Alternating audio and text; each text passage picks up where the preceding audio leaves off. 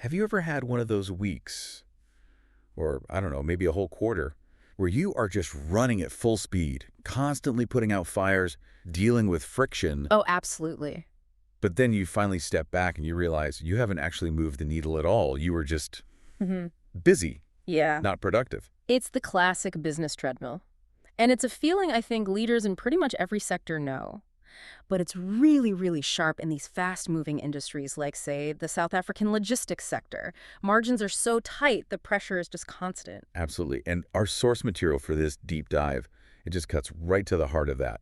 It argues that when your success feels like this constantly moving target, it's usually because a fundamental piece is missing, the operational backbone. Right. So today we're diving into why clear, measurable goals aren't just, a nice to have. They are the absolute foundation for any kind of sustainable, predictable success. And the mission here, really, for you listening, is to get how this works, how putting in a system of really rigorous, measurable goals can shift an entire business. You stop operating on hope, just wishing for better numbers. And you start operating on predictable performance, Yeah. on controlled outcomes. Exactly. I mean, we've all been told to set goals, but the sources we looked at really show the huge gap between a vague intention and a real quantifiable target. Like telling your team, we need to grow revenue this year. That's an intention. It's a nice thought. It's motivation, maybe, but it's Yeah. not direction. Exactly. But a target is increase monthly revenue by 15% in the next 6 months by getting 3 new long-term contracts.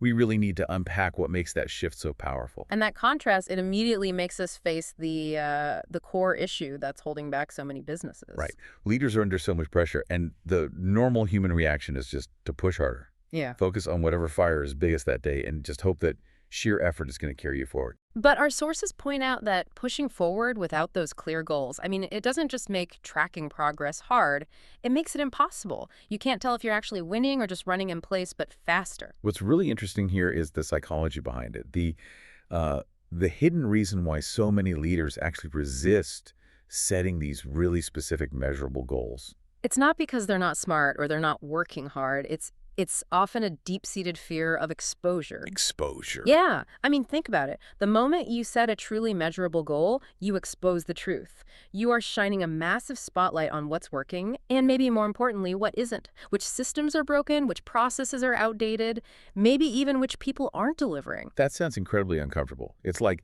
flipping on the bright fluorescent lights in a room you thought was clean, and suddenly you see every single speck of dust. That's the perfect analogy. If the goal is vague, you can always say, oh, we're making progress. But if the goal is 15% growth and you hit 4%, there's just nowhere to hide. Exactly. And that discomfort is why so many organizations just prefer to live in this comfortable ambiguity. It's an organizational comfort zone. But what the source material does so well is frame this exposure not as a threat, but as the first essential step toward actually having control. Right. Once you know the truth, you can actually change it. Once you know the truth, you have the power to change it. Right. You can finally stop wishing for success and start fixing the things that are holding you back. This is really the core of it all. Clarity is power, and measurable goals are the engine that creates that clarity. Okay, but I have to push back a little. Doesn't this intense focus on numbers and measurement, doesn't that sometimes create a really rigid bureaucratic system that just slows everything down? You need to be agile. That is a fair challenge, 100%. But the rigidity comes from poorly designed goals, not from the measurement itself. The sources we looked at, they lay out 4 really distinct pillars of impact that actually increase a company's agility. Okay, so let's walk through them. Pillar 1, clarity and focus. Right. So when a goal is vague, something like maximize profitability, everyone on the team has a different idea of what that means. Energy is just scattered everywhere. But when the goal is measurable, everyone knows exactly where the finish line is. It completely removes the guesswork. Think about those logistics examples we found. Instead of just saying improve cash flow, which is so vague, Right.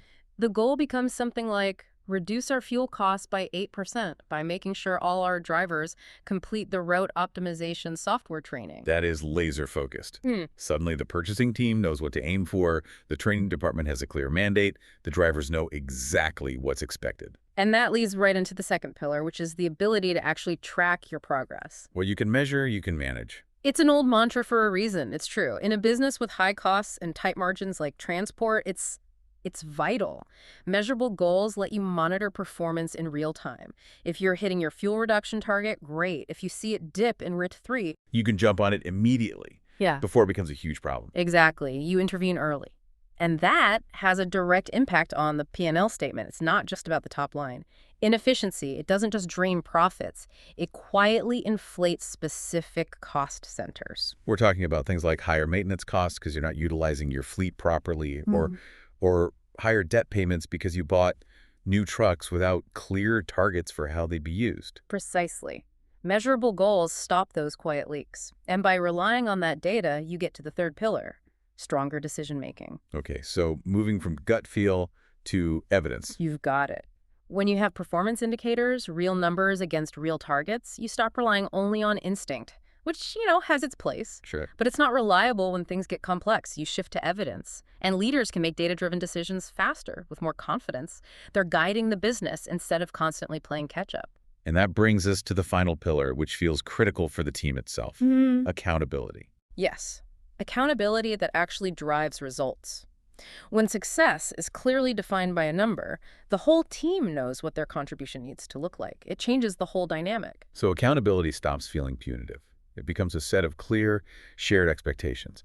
It makes it easier to reward success and, just as important, to address performance gaps fairly because everyone knows what the goalposts are. Exactly. Okay, that all makes perfect sense strategically. But now we have to get practical. I mean, it sounds great in theory, but this is where the rubber meets the road.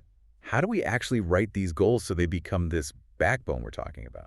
This is the crucial filter. Our sources introduce these three non-negotiable qualities. For simplicity, let's call them SQT. SQT. Specific, quantifiable, and time-bound. That's it. Okay, let's break that down. We hear specific all the time, but how specific is specific enough? Specificity means you avoid those general statements like we need to be better. You have to focus on exactly what needs to happen and where in the business it needs to happen. Is it fleet maintenance? Is it route planning? New clients in a specific region? You have to name it. The Q, quantifiable. This feels like the part where the magic happens. It really is. You absolutely have to attach a number, a metric. That number is what turns a fuzzy idea into a concrete target. If you can't measure it, you're just hoping. And finally, T, time-bound. This is the one I think people forget the most. It's so often neglected, but it's what drives action. Deadlines, 30 days, 90 days, a full year, they create momentum, urgency. Without a clock ticking, the other two parts can just drift forever. Let's use that transformation example from the source material because this is where I think the real aha moment happens from people. So imagine a logistics leader. They know they need to get better use out of their trucks. The first vague thought is just improve fleet utilization. Right, a fine starting point. But if you run that through the SQT filter, well, it's a bit specific, fleet utilization, but it's not quantifiable and it's definitely not time-bound. It gives the team nothing to act on. But then you apply the filter, and the goal becomes instantly actionable. Increase fleet utilization to 85% within the next 90 days. Okay, so there's your Q and your T. Right. By tightening route planning protocols and implementing an improved load management scheduling system. And there's your S, your specific actions. Notice how all three are there.